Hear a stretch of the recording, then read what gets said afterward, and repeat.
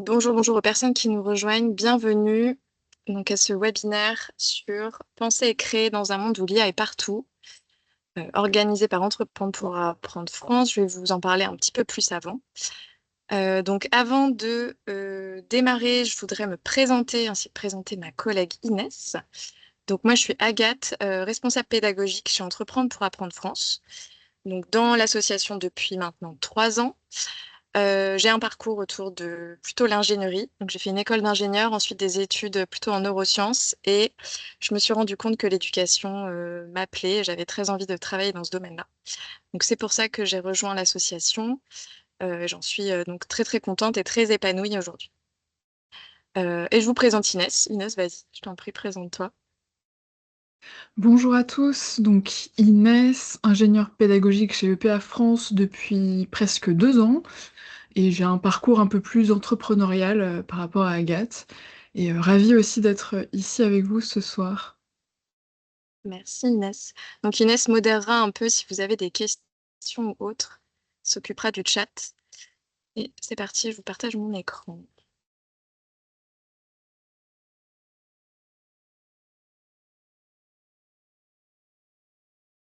Donc moi, je vous vois juste en tout petit.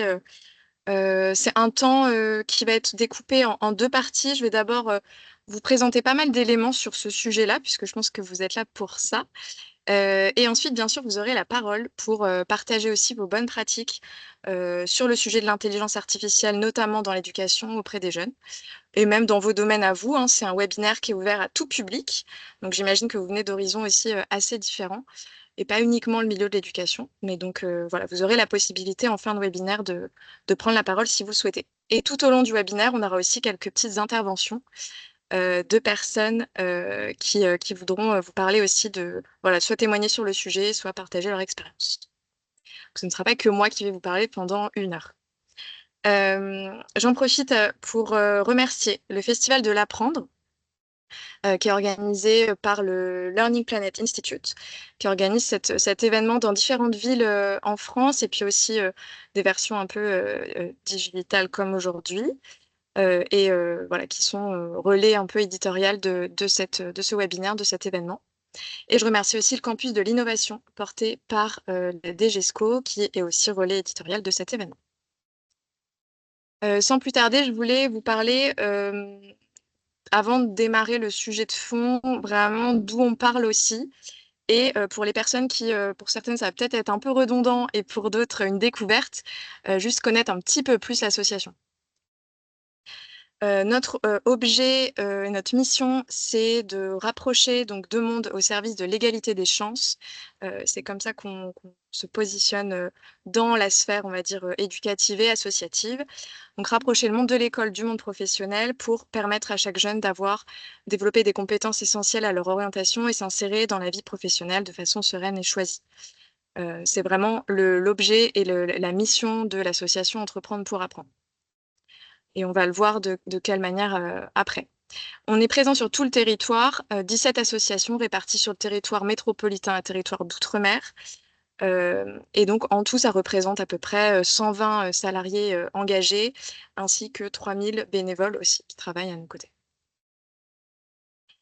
Le réseau, là, je vous ai parlé du réseau national, mais on fait partie d'un réseau international qui s'appelle Junior Achievement, qui est la plus grande ONG au monde à sensibiliser les jeunes à l'entrepreneuriat au service de leur orientation et de leur insertion professionnelle. Au total, 7 millions de jeunes à travers le monde. Et la petite anecdote qu'on dit souvent, parce qu'on en est très fiers, c'est que cette ONG a été nommée 4 fois au prix Nobel de la paix. Qu'on espère que ces nominations continueront. Un réseau reconnu, et voilà, peut-être que ça, vous le savez déjà, mais l'agrément effectivement du ministère de l'Éducation nationale nous permet d'intervenir dans les établissements scolaires. Et l'agrément jeunesse éducation populaire qu'on a depuis peu de temps, qui permet de mettre en valeur aussi nos actions autour des valeurs et de la coopération, notamment entre les jeunes et au service du territoire. Multiples coopérations, membres de différents collectifs et aussi institutions.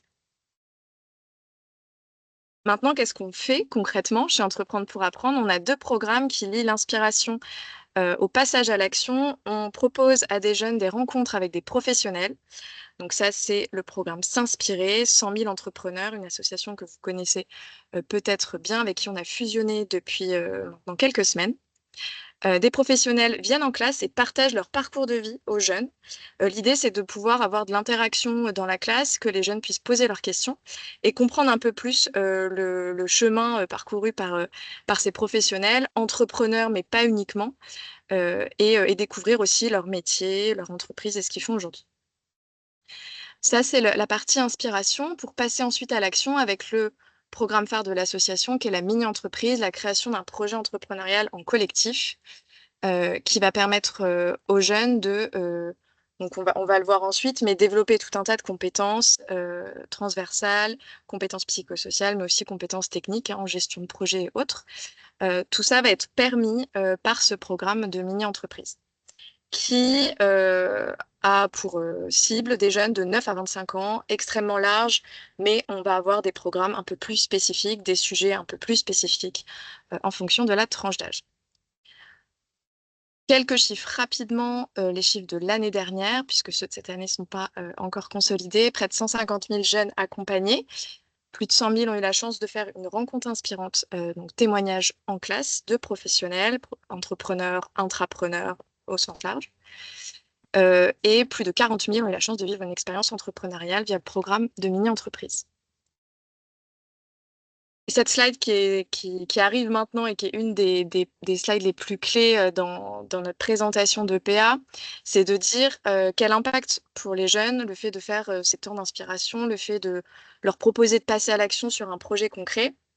Eh bien, c'est d'abord de prendre confiance en eux, de se rendre compte qu'ils sont capables à travers un projet. Quand on voit tout le parcours, là, vous voyez des jeunes au Festival national, ils ont fait 1 an d'expérience entrepreneuriale, ils ont appris énormément de choses. Et là, ils récupèrent leur trophée, prennent la parole devant des centaines de participants. C'est quelque chose qui leur permet de gagner en confiance en eux et surtout d'en prendre conscience. Ça donne du sens à leur apprentissage et ça, on en parlera aussi un peu plus dans le webinaire. Ils découvrent des métiers, ils acquièrent des compétences, ils comprennent un peu mieux le monde professionnel, surtout quand on intervient auprès de collégiens ou lycéens, ou même s'il y a des stages aujourd'hui, ça peut leur paraître un peu loin et inconnu, et c'est normal. L'idée, c'est de leur faire découvrir par l'action. Et là, quelques chiffres sur l'étude d'impact réalisée auprès de 2500 jeunes l'année dernière. Donc des chiffres dont on est aussi assez fiers. Après la mini-entreprise, 91% se sentent plus capables de mettre en avant leurs compétences. Après 100 000, on est plutôt sur déclare que la rencontre avec un entrepreneur leur a donné confiance dans leur avenir professionnel. Et ça, c'est vraiment cet élément de confiance. Je reviens dessus, mais il est vraiment hyper important dans l'ensemble des programmes qu'on propose dans l'association. Et c'est vraiment ça qui donne du sens à tout ce qu'on fait au quotidien. Envisager sereinement l'avenir, donc autour de l'orientation ou de l'insertion pro. Le sens autour des apprentissages, donc 3 sur 5 après le témoignage, 100 000 entrepreneurs ont mieux compris l'intérêt des matières enseignées à l'école, à quel point ça va pouvoir leur être utile dans leur vie professionnelle. 85% estiment mieux comprendre le monde pro et 75% déclarent qu'ils ont une meilleure compréhension des différents métiers. Vous voyez que ça se recoupe, les études étaient différentes, mais les impacts vus et les indicateurs un peu ciblés nous ont amenés au même constat. Alors, pour la suite, je vais donner la parole pour un petit propos d'ouverture à Juliana Castro. Est-ce que Juliana, tu es là? Ou pas encore?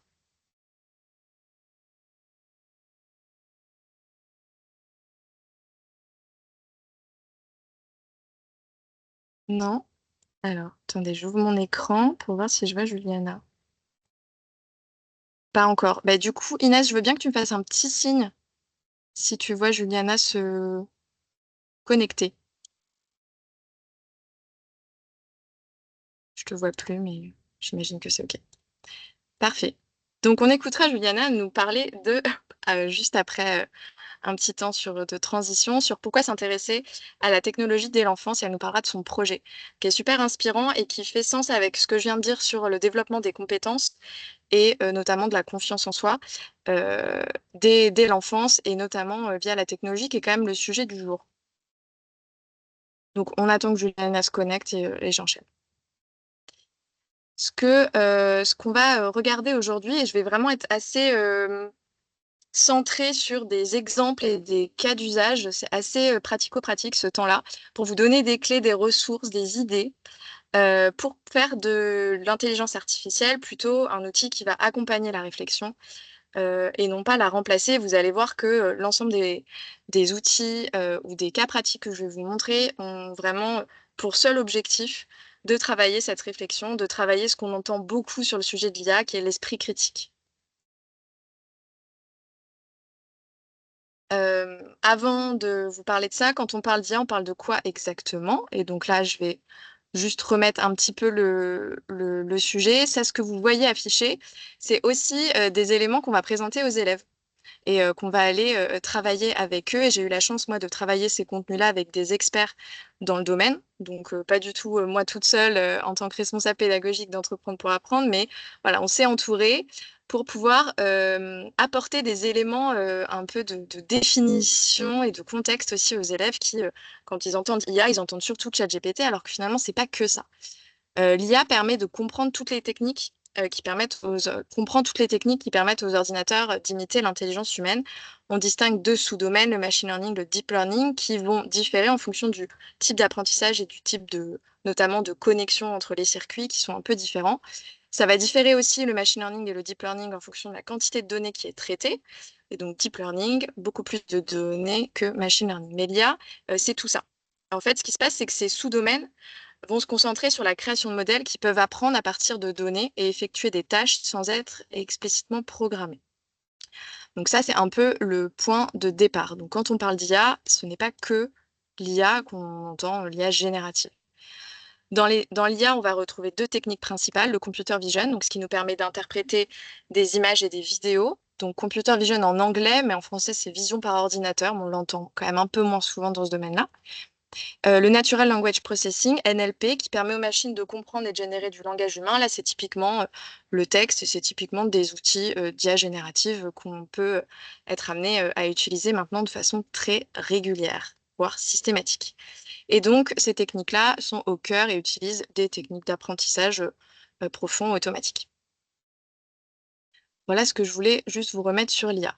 Maintenant, sans transition, quand on parle d'IA, notamment dans l'éducation, il y a des points qui sont hyper intéressants à avoir en tête et qui sont issus du cadre d'usage de l'IA dans l'éducation. Inès, elle va vous mettre la page dans le chat. Et s'il y a un point à retenir de ce cadre d'usage qui a été donc produit par l'Éducation nationale, c'est de dire que l'usage de l'IA en éducation, c'est exclusivement au service des apprentissages et des pratiques professionnelles. Donc, dans le respect des valeurs de l'école de la République, du cadre légal sur la protection des données à caractère personnel, de la liberté pédagogique et des enjeux environnementaux.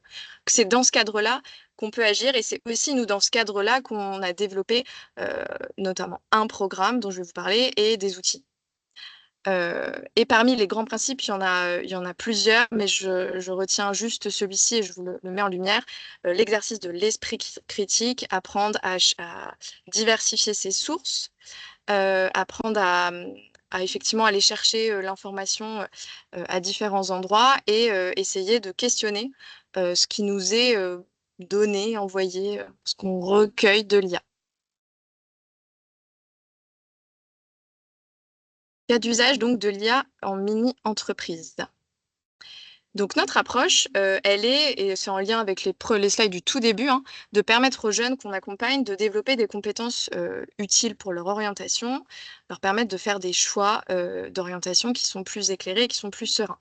Donc parmi ces compétences, on parle tout le temps des compétences du 21e siècle ou des compétences transversales, donc comme la communication, la collaboration, l'esprit critique, la créativité. Il y a aussi la résolution de problèmes, peut-être que vous avez déjà entendu ça, qui sont des compétences qu'on va chercher aujourd'hui à développer chez les jeunes chez les élèves, parce que c'est ce qui va être au cœur des compétences à développer dans les métiers de demain. Sur le sujet de l'IA, on va avoir à cœur, et c'est en lien aussi avec le cadre d'usage dont je vous ai parlé juste avant, de permettre aux élèves, aux jeunes de comprendre les enjeux de l'IA pour qu'ils adoptent vraiment un usage plus raisonné et plus responsable. Donc ce dernier point, il est vraiment crucial dans l'approche. Les leviers pédagogiques qu'on met en œuvre, donc c'est d'abord d'essayer de comprendre le fonctionnement et les rôles de l'IA. Donc c'est pour ça que les slides que je vous ai présentés tout à l'heure sur qu'est-ce que c'est que l'IA, qu'est-ce qu'il y a à l'intérieur, quels sont les domaines et les techniques, ça c'est des choses qu'on transmet aussi aux jeunes qui font nos programmes. Deuxième levier, l'éthique de l'IA. Donc ça, je vais vous détailler un peu après. Et enfin, dans un projet entrepreneurial, puisque c'est ce que vivent les jeunes pendant toute l'année, s'interroger sur le rôle de l'IA. Pourquoi c'est intéressant de l'utiliser à ce moment-là? Pourquoi ça l'est pas dans ce cas-là? Et vous aurez la chance d'avoir le témoignage d'élèves qui parlent de ce sujet-là en particulier. Donc sur le premier levier, comprendre le fonctionnement de l'IA, ce qu'on s'est dit, et via donc partenaires européens que vous voyez ici, et donc liés aussi à notre réseau international Junior Achievement, on a pu développer un projet vraiment où l'IA est au centre. Nos élèves, donc cette fois-ci ça s'adressait aux 16-25 ans, avaient pendant 36 heures, séances réparties, vous les voyez là, la possibilité de concevoir et de présenter un projet entrepreneurial bien sûr, qui va répondre à une problématique entrepreneuriale et avec une solution entrepreneuriale, qui va intégrer l'IA pour répondre à un besoin spécifique. Et là, on travaillait sur le secteur agroalimentaire ou le secteur agricole. Donc l'IA était vraiment au cœur. C'était pas seulement un programme pour leur permettre d'utiliser l'IA, et notamment l'IA générative, c'était un programme qui allait leur permettre de développer une solution qui utilise de l'IA, qu'on allait un petit peu plus loin dans ce que c'est que l'IA et à quoi ça sert. À travers ce projet, on avait plusieurs objectifs, leur permettre d'acquérir des bases solides de connaissances et des compétences en IA. Quand on parle de compétences qu'on veut développer chez les jeunes, notamment sur l'orientation, c'est des compétences essentielles à leur avenir, dont les compétences numériques font partie, et les compétences aujourd'hui en IA qui sont aussi importantes à avoir. Ça, c'était le deuxième objectif. Et bien sûr, inspirer, ouvrir des voies d'orientation et d'insertion, parce qu'à travers ces projets de mini-entreprise, les jeunes ont la possibilité de faire des rencontres de professionnels qui viennent intervenir en classe. Sur ce programme-là, on a eu énormément d'experts, soit de l'IA, soit plutôt du secteur agroalimentaire ou du secteur agricole, qui sont venus en classe pour témoigner des besoins qu'ils peuvent rencontrer, des enjeux, ou pour aider techniquement les jeunes à développer leurs solutions. Mais ça a été vraiment un des points très centraux de ce projet-là et qui a fait qu'il a bien fonctionné et qu'il a eu des vrais impacts sur les jeunes. C'était l'aspect aussi, tout l'écosystème autour du secteur là, agroalimentaire agricole et de l'IA. Vous voyez l'intégralité un peu des séances qu'on a essayé de développer pour leur permettre de créer un projet IA qui va vraiment être... ils vont passer par toutes les étapes de la création d'un projet IA, de rédiger un énoncé en lien avec une problématique un peu IA, acquérir des données pour pouvoir commencer leur modélisation, analyser, visualiser, prototyper, faire des tests, voilà, toutes les étapes du projet. Je vous parle d'un projet en particulier qui est le projet BioShield. Vous voyez ici, là sur la photo, ils ont remporté un des prix numériques, je crois, au Festival national l'année dernière, qu'ont développé un bouclier anti-insectes intelligent et 100% naturel. Donc l'idée, c'était de plutôt s'opposer au bouclier anti-insectes, voilà, avec des pesticides ou autres. Ils voulaient vraiment quelque chose de naturel. Un diffuseur piloté par IA qui ajuste automatiquement la diffusion selon l'environnement, le moment et la présence d'insectes. Ça, ce projet était porté par une équipe d'étudiants issus de 4 BTS différents. Vous les voyez ici, et ils étaient basés à Dijon. Aujourd'hui, ce projet-là, il continue. Donc après les 36 heures, ils se sont dit, en fait, on a envie d'aller un peu plus loin. Donc ils ont un compte LinkedIn et ils vont prochainement être incubés dans un incubateur de start-up sur Dijon. Voilà, donc là, c'était un projet aussi d'étudiants. On n'était pas avec des lycéens, mais ils ont voulu aller assez loin. Et pour la petite anecdote, c'est un projet qui a reçu une lettre du président de la République qui a eu écho qu'ils avaient fait ce projet-là et qui les a félicités pour leur projet. Donc ça, c'est le petite anecdote un peu marrante. Je voulais juste vous partager un point un peu plus pédagogique cette fois-ci, qui est vraiment ma casquette. D'un enseignement issu de ce programme, on s'est rendu compte en fait que ce projet était très adapté aux élèves qui arrivent bien à raisonner dans l'abstrait et notamment qui sont plutôt à l'aise avec les chiffres, l'informatique, la notion de données, etc. Et peut-être un peu moins pour des élèves qui allaient avoir besoin de plus de sens pratique, plus besoin de pratiquer et de modéliser, aussi manipuler. Et donc, ce qu'on a ajouté dans l'évolution ensuite du programme, c'est de permettre aux jeunes de davantage tester le projet avec des objets réels pour comprendre en fait ce que l'IA devra faire avant de directement partir sur la solution IA, etc. Il fallait vraiment qu'ils puissent comprendre déjà bien le problème et ensuite dans la solution, qu'est-ce qui va se passer à quoi va servir vraiment l'IA. Et donc, ce qu'on leur propose maintenant, c'est dès le début du projet de travailler avec des prototypes plutôt simples et très concrets avant de partir de l'algorithme ou du code, sachant que tous les projets issus de ce programme-là ne sont pas allés dans l'algorithme et dans le code, mais on leur parlait de ces notions-là. Et parfois, on sentait bien qu'on était un peu à côté de ce qu'ils attendaient ou de voilà, des compétences qu'ils avaient besoin ou envie de développer. Et donc, voilà, on s'est dit que ça pouvait être intéressant d'avoir une approche sur ce programme-là assez technique finalement, de pouvoir manipuler d'abord avant de passer à de la modélisation. Mais j'imagine que ça, c'est quelque chose que peut-être vous faites aussi, vous, dans vos cours. Je pense notamment aux enseignants de technologie. C'est certainement quelque chose que vous devez rencontrer au quotidien. Mais nous, c'est avec l'épreuve, on va dire, de ce programme-là qu'on a vraiment pris conscience de ça. Un autre point, et je vous disais, dans nos leviers, il y avait travailler l'éthique.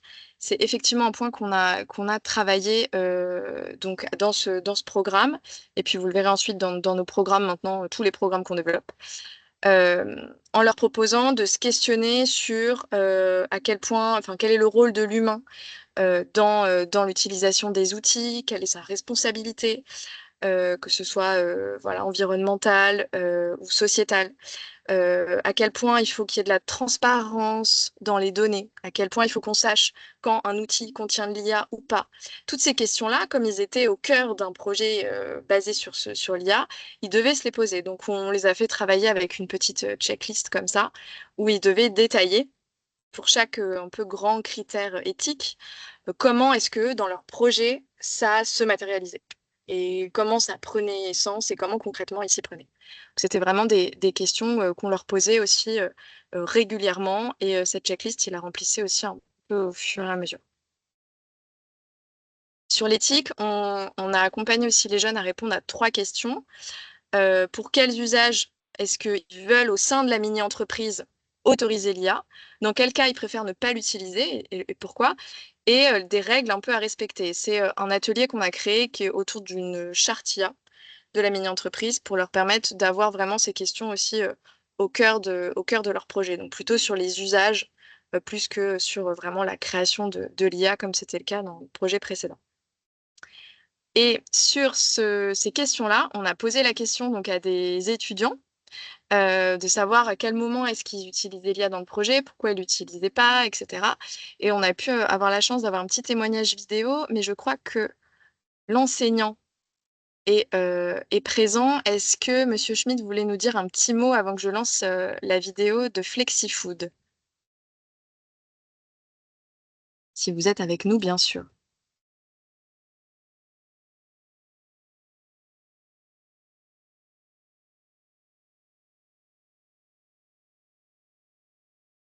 Non? Bah écoutez, je vais lancer direct. Par contre, je pense que vous n'avez pas le son, donc je vais juste refaire mon partage.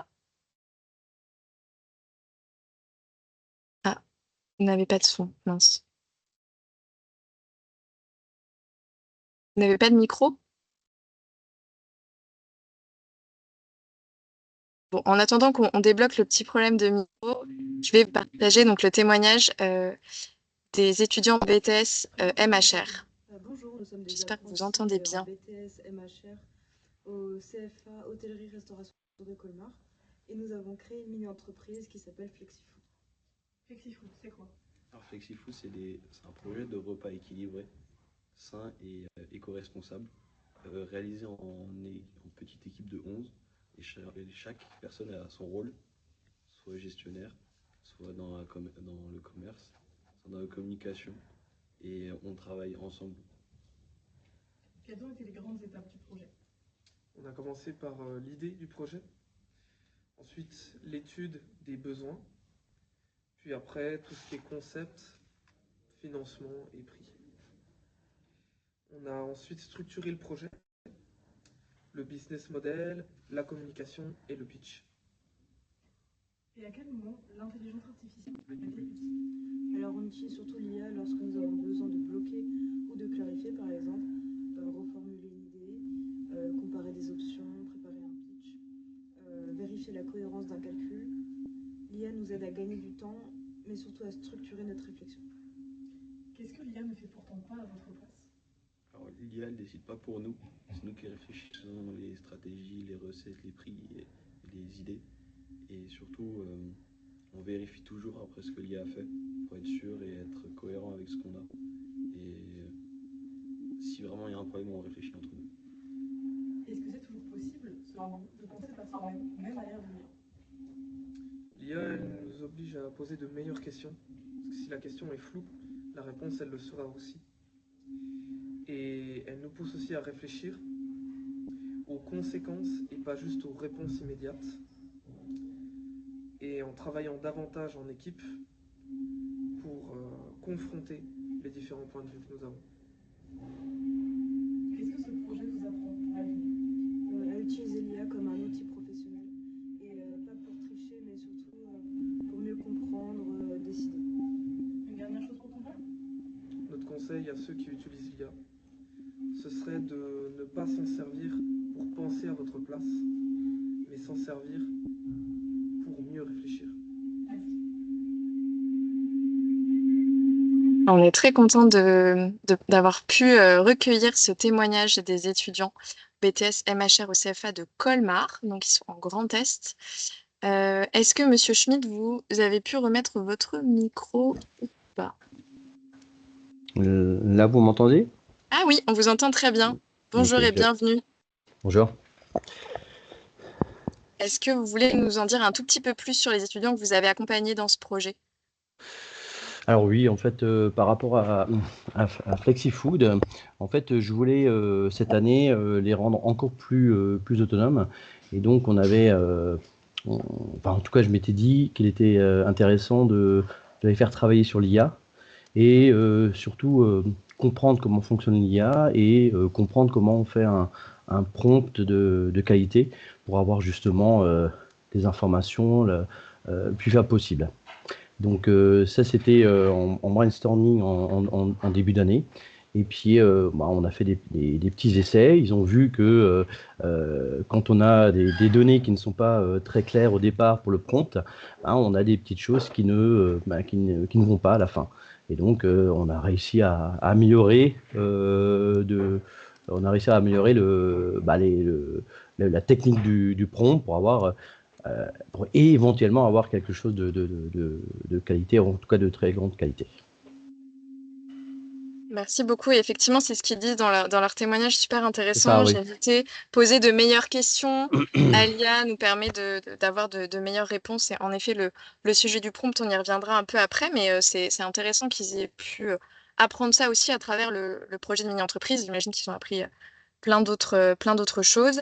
Ils ont aussi parlé du fait que ça ne décidait pas à leur place. Ça, vous l'avez-vous vraiment vécu, expérimenté, qu'ils ne s'en servaient pas comme la vérité absolue? Oui, tout à fait. En fait, au départ, c'est ce qu'ils voulaient faire. Ils se sont dit, on ira beaucoup plus vite en passant par l'IA. Mais l'IA, ce n'est pas l'humain. Et ils ont très vite vu que les décisions de l'IA ne sont pas toujours en adéquation avec ce que veulent réellement faire les étudiants. Donc, il y a une partie ils ont décidé de absolument pas utiliser l'IA. La partie, par exemple, pour FlexiFood, c'est toute la partie recettes qui n'ont pas été décidées par l'IA, mais totalement par les apprentis. Super. Merci beaucoup. Est-ce Mais de rien. est-ce que vous aviez envie de rajouter un dernier mot pour les personnes qui sont présentes? Un conseil, si jamais on a aussi des encadrants de mini-entreprises qui sont connectés sur comment accompagner les jeunes à utiliser cet outil qu'est l'IA. Est-ce que vous auriez un petit conseil à partager? Oui, rapidement, je pense que ce qui est intéressant, c'est d'abord, en amont, c'est de préparer les jeunes à comprendre justement cet instrument, de leur dire aussi que l'IA ne peut pas tout faire et l'IA peut se tromper, et d'avoir justement cet esprit critique que l'on peut avoir, nous, en tant qu'êtres humains, par rapport à l'IA. Super. Merci. Merci. Beaucoup pour ce témoignage et merci, Merci à vous. pour le travail sur la vidéo, le partage et tout. Vraiment, c'était très, très agréable de travailler avec vous, Monsieur Schmitt. Donc merci et merci pour votre présence aussi aujourd'hui. Merci. Agathe, je me permets, Juliana est arrivée. Ah, Oui, bonjour Bonjour. Juliana. bonjour Agathe. Désolée, Ah, je n'arrivais pas à trouver les liens. Il y avait un petit bug. Je t'en prie, est-ce qu'on te voit bien? Oui, ça y est, on te voit. Alors, Juliana, écoute, on a un petit peu avancé dans le webinaire, mais c'est pas grave du tout. Je suis très, très contente que tu puisses être avec nous aujourd'hui.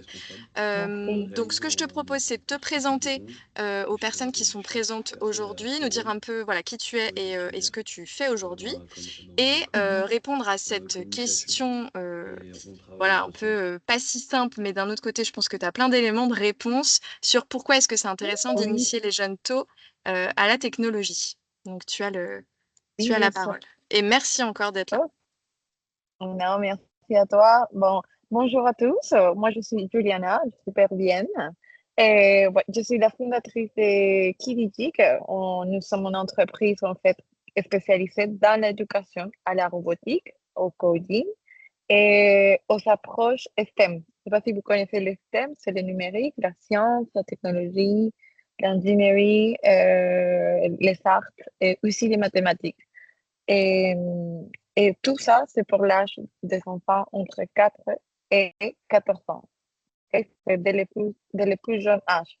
Et du coup, ce qui dit, notre conviction, c'est vraiment simple, c'est que les enfants, s'ils doivent passer du rôle des consommateurs de la technologie à celui des créateurs.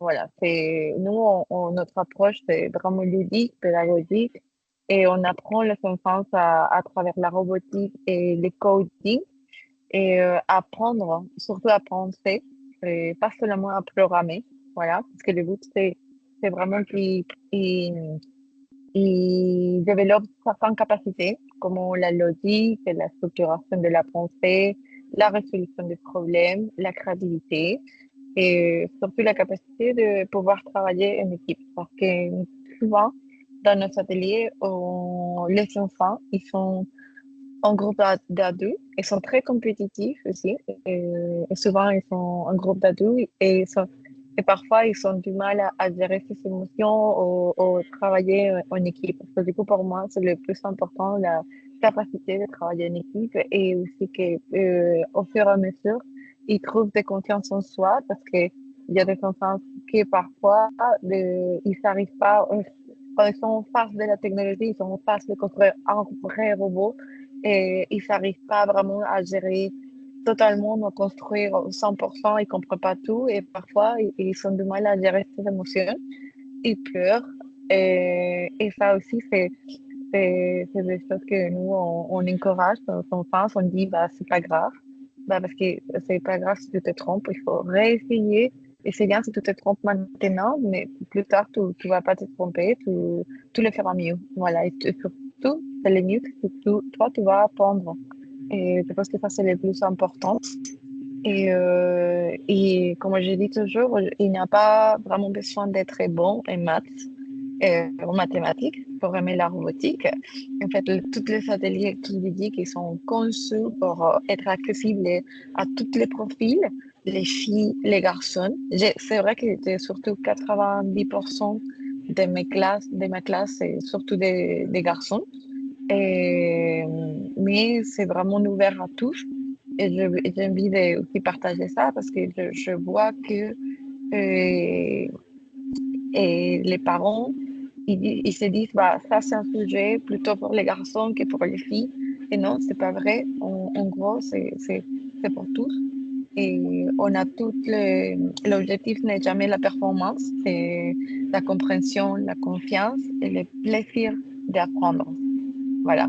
Et Merci beaucoup Juliana. Hyper inspirant. Et donc, je vous invite bien sûr à aller découvrir qui dit geek, donc ta EdTech que tu as créé. Donc, le public effectivement plus jeune que chez Entreprendre pour apprendre, parce que toi, c'est plutôt 14 ans, mais c'était intéressant d'avoir tes propos sur justement ce public et le fait que finalement, on cherche à développer et que la technologie permet de développer déjà des compétences de, comme tu disais, structuration de la pensée, travail en équipe, confiance en eux, c'est tout ce qu'on a dit nous précédemment là dans le webinaire sur ce qu'a pu apporter l'IA, les différents programmes qu'on a mis en place.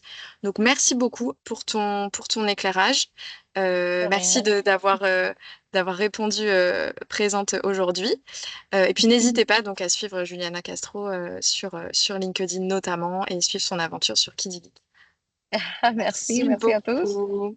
Je dois vous laisser malheureusement, mais merci et bon courage à tous. Au revoir. À bientôt Juliana, merci. Alors, Au revoir. j'avance vite mes slides pour reprendre. Je m'excuse un peu pour le côté un peu décousu de ce webinaire, mais le direct fait que Juliana est arrivée un petit peu en retard, que son propos était plus en ouverture, mais on est très content qu'elle ait pu venir vous partager ce qu'elle fait et pourquoi elle le fait. Je reviens sur ce qu'on a mis en place chez Entreprendre pour apprendre. Vous avez vu la charte IA tout à l'heure. Pourquoi c'est intéressant en mini d'utiliser l'IA, pourquoi parfois ça ne l'est pas. Et puis, qu'est-ce qu'on a envie de se fixer comme règle dans la mini-entreprise? C'est sans cesse se poser ces questions-là de comment fonctionne le groupe, comment on fait équipe tout au long de l'année pour mener à bien notre projet et comprendre un peu tout le parcours qu'on est en train de vivre. C'est vraiment au cœur des questions. À travers cet atelier qui s'appelle Explorer l'intelligence artificielle dans une situation professionnelle, on va plutôt les mettre en condition d'essayer de comprendre comment est-ce que l'IA parfois peut aider à innover, peut aider à mieux répondre à ses clients. Donc, on peut parler d'usages qui peuvent être intéressants de cette technologie, de cet outil. Leur permettre d'utiliser des outils d'IA, un outil d'IA pour expérimenter justement cette compréhension de l'IA comme outil de créativité, d'innovation. Et qu'est-ce qu'on va leur proposer tout au long de l'atelier? C'est plutôt d'essayer de comparer des situations professionnelles, l'une où ils vont utiliser l'IA et l'autre où ils ne vont pas l'utiliser, et d'essayer de comprendre un peu ce qui s'est passé pour eux quand ils l'ont utilisé, quand ils ne l'ont pas utilisé. Je prends un exemple. On va leur dire, vous avez tel produit avec telle cible et vous devez imaginer un logo et un slogan. Une fois sans utiliser l'IA, donc vous êtes en groupe et vous allez devoir imaginer pour ce produit et cette cible un logo et un slogan. Ils font cette activité pendant 15-20 minutes. Plein de productions sortent, toutes plus intéressantes les unes que les autres. On leur demande la même chose, mais cette fois-ci, ils ont un outil d'IA. Et ensuite, on leur demande via ce petit tableau, d'aller noter un peu le temps de réalisation, la qualité visuelle de ce qu'ils ont produit, l'originalité, est-ce que ça a été facile ou pas, la pertinence du résultat, comment ils ont collaboré. Ça, c'est hyper intéressant d'aller les questionner sur leur collaboration quand ils avaient l'outil d'IA et quand ils l'avaient pas. Ce qu'on voit souvent dans les ateliers, c'est que quand ils sont avec l'IA, ils vont être devant leur ordinateur. Il va avoir moins d'échanges que quand effectivement ils sont pas devant l'IA. Parfois, il y en a qui vont juste, une personne est devant l'ordinateur et les autres échangent autour et développent les idées. Il y a plein de cas de figure possibles, mais en tout cas, cette ligne collaboration là, elle est souvent moins bien notée quand ils sont en train d'utiliser l'IA. Et tout ça, c'est des questions. Notre but n'est pas de leur dire de ne pas utiliser l'IA, mais plus de les faire réfléchir, développer leur esprit critique sur leurs usages de l'IA dans leur projet entrepreneurial et plus globalement, après à terme aussi, dans leur futur professionnel, dans leur métier. Voilà ce qu'on fait aujourd'hui.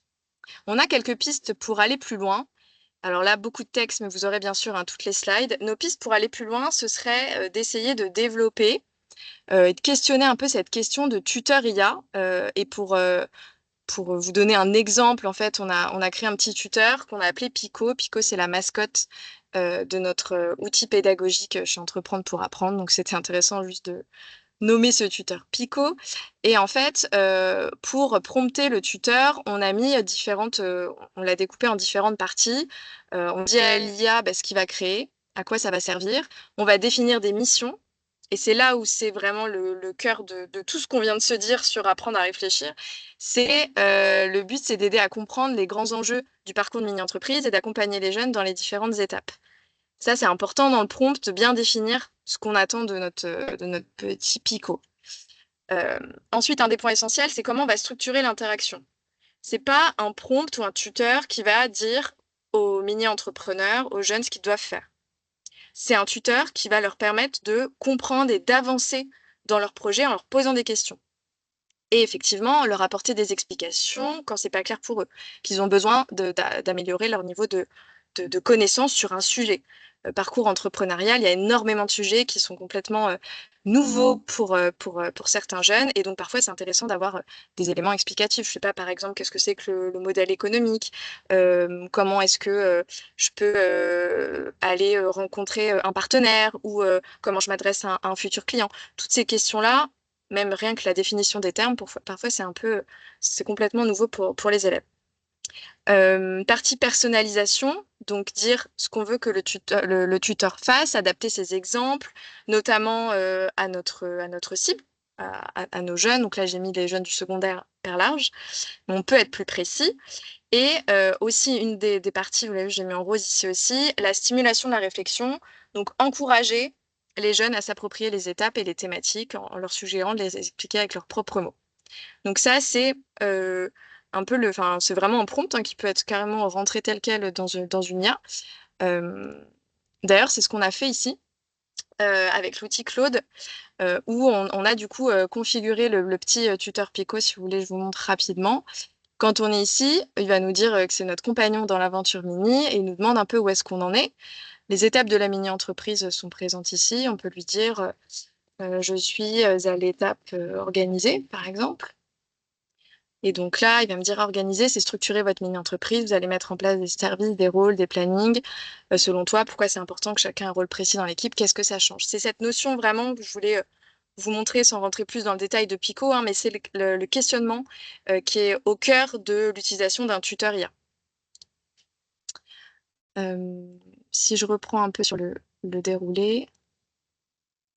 Donc, à retenir, initier des dialogues instructifs en posant des questions. Donc, c'est pas seulement l'IA qui va porter des infos. En fait, c'est le jeune aussi qui va répondre à des questions, le groupe ou le jeune, pour justement essayer d'avancer dans son projet et lui de monter en compétences, en connaissances. Obtenir des explications et des retours un peu plus sur mesure, s'adapter au rythme d'apprentissage, mais un des points clés, c'est aussi que l'apprenant va rester maître de son apprentissage, bien sûr encadré par leur professeur, et essentiel qu'il puisse évaluer et critiquer tout ce qui est suggéré par l'IA, même si le tuteur IA semble tout savoir.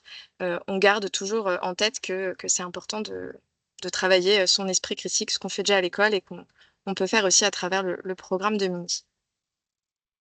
Je vous donne un autre exemple de prompt. Les mini-entrepreneurs qui ont envie de préparer leur rencontre avec des clients, ils veulent s'entraîner à savoir un peu, à répondre à des questions d'un futur client. Donc là, on va demander à l'IA de jouer un rôle. Donc le rôle, par exemple, d'un client intéressé et nous poser 5 questions, là, par exemple, sur des bracelets personnalisés qu'on a créés pendant notre mini-entreprise.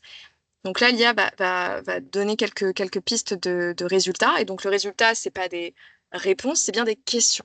On est toujours dans cette idée de poser des questions et c'est ensuite dans le travail pédagogique, dans le travail en classe, encadré par les professeurs, qu'on va réfléchir aux meilleures réponses à apporter à ces questions. Et c'est aussi comme ça qu'ils vont se préparer à une future rencontre dans la vraie vie avec des clients potentiels. Créer des supports visuels. Si par exemple l'équipe veut représenter visuellement ces 3 valeurs principales que seraient l'éco-responsabilité, la créativité, l'authenticité. Ce qui va être dit à l'IA, c'est non pas par exemple de juste fais-moi un logo, mais bien je veux, par exemple, pour symboliser l'éco-responsabilité, plutôt une icône feuille verte, pour la créativité, une ampoule, un pinceau, et demain, pour qu'il fabrique un objet pour symboliser l'authenticité artisanale. Ça semble, et c'est ce que disait Monsieur Schmitt et aussi les étudiants, c'est qu'en fait, plus on va être précis, plus on va travailler nos questions et notre consigne, nos prompts, et plus à la fin on aura une réponse adaptée. Mais ça nécessite que les jeunes aient réfléchi à ce qu'ils ont envie d'avoir. Et c'est toujours aussi ce principe-là, quand on disait utiliser l'IA, je vous mettais que l'enseignement qu'on avait retiré, c'était de manipuler physiquement. Bah, c'est parce que l'idée derrière, c'est de comprendre ce qu'ils vont ensuite demander de faire à la machine. Donc c'est toujours cette notion-là qui est proposée.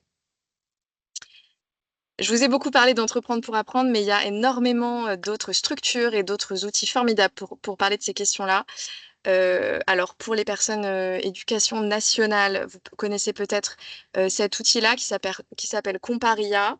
Donc, c'est un outil institutionnel qui permet de comparer des IA conversationnelles et les comparer à quel niveau, en fait, sur l'empreinte, notamment écologique et la consommation en eau des IA, et se questionner sur les résultats qu'on obtient. Ils sont obtenus par quel type de modèle, et avoir des infos précises sur les impacts énergétiques de l'utilisation de ces modèles-là. Donc ça permet encore une fois d'ouvrir les esprits, de prendre conscience. Future of IA, c'est un outil développé par l'association Latitude, qui parle de technologie, et c'est un peu l'objet de Latitude, c'est de parler de technologie sans l'utiliser, puisque là c'est donc un jeu de cartes. Pendant 2 heures, où on va se questionner sur à quoi l'IA peut être utile, concrètement comment ça fonctionne, les métiers, l'IA responsable, etc. Donc hyper intéressant. Si ça vous intéresse, rapprochez-vous de Latitude. La boîte noire de l'IA, qui est un outil alors là plus grand public, et je dirais même plus étudiant ou adulte, pour comprendre vraiment le fonctionnement d'une IA générative de texte, depuis l'extraction des minéraux jusqu'au coût énergétique des data centers. On va très loin, on reconstitue le cycle de vie.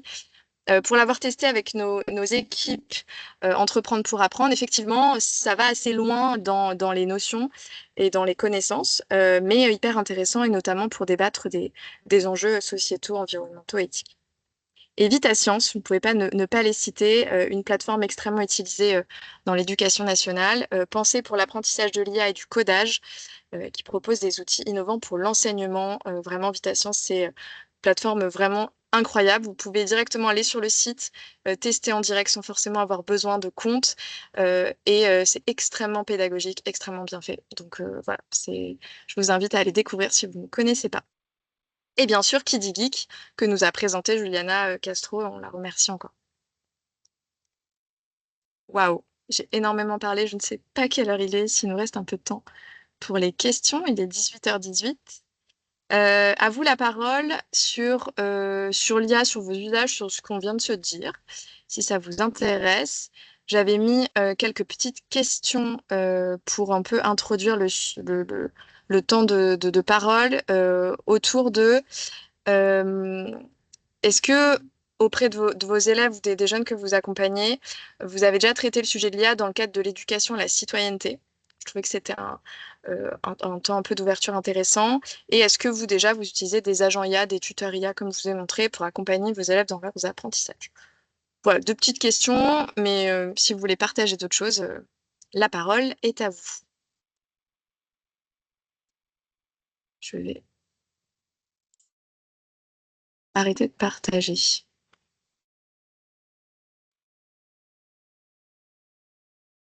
Est-ce qu'on a des questions? Il y avait une question dans le chat d'Aurélien. Oui. Est-ce que EPA pourrait mettre à disposition ce chatbot à tous les mini-entrepreneurs? Donc je pense qu'il faisait mention du chatbot Claude. Et il parlait d'un outil qui s'appelle Mizou, que je ne connais pas. Ah, Mizou. Oui, Mizou, ça me dit quelque chose, mais Aurélien, je veux bien. J'imagine que tu es en train d'écrire, peut-être tu vas me donner plus d'éléments. Ça me dit quelque chose, Mizou, mais je ne sais plus exactement. Par rapport au tuteur, alors il est complètement en test et donc il faudrait retravailler, vous voyez, les différents blocs de prompts que je vous ai montrés. Mais ce serait hyper intéressant effectivement de pouvoir le tester auprès des jeunes directement, sans non plus trop attendre d'avoir quelque chose d'hyper élaboré, mais pouvoir aller en classe et le tester. Enfin, si vous êtes intéressé pour puisse le tester avec vos élèves, n'hésitez pas à nous proposer, on serait ravis. Ouais, je sais pas si vous m'entendez. Je prends la Oui, parole quelques minutes. Ouais, juste un instant.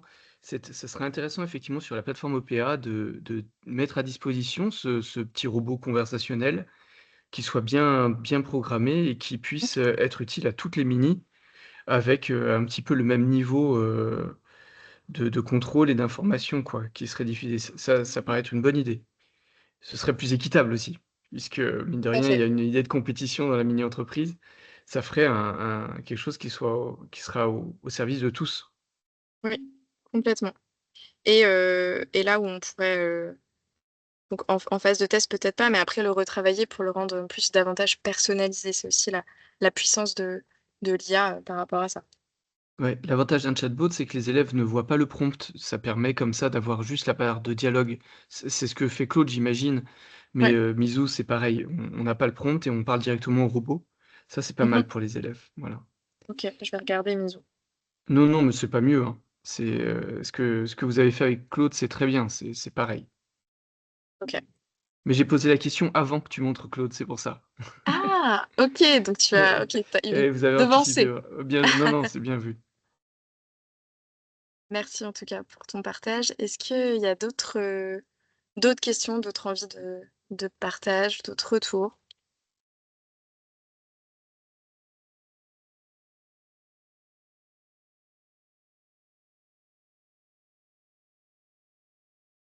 Non, bah écoutez, je vous remercie. Je vais juste vous partager la Je veux bien, dernière. je veux Ouais, bien vas-y. prendre la parole, une ou deux minutes.